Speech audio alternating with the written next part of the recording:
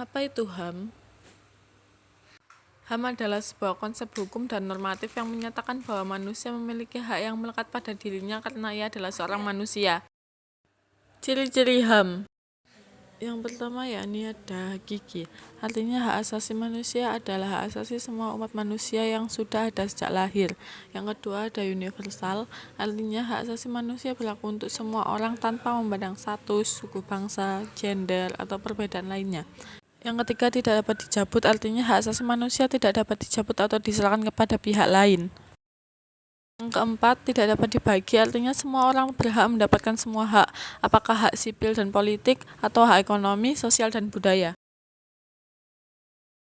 Berikut adalah pasal-pasal tentang hak asasi manusia yang diatur oleh Undang-Undang 1945.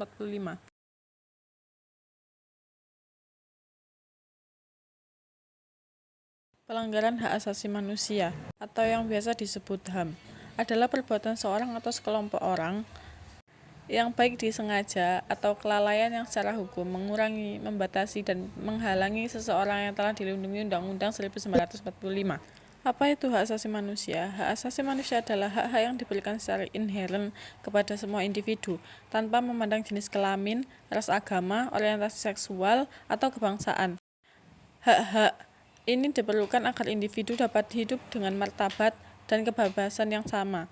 Hak asasi manusia mencakup hak-hak sipil, politik, ekonomi, sosial, dan budaya, serta hak-hak kemanusiaan yang mendasar.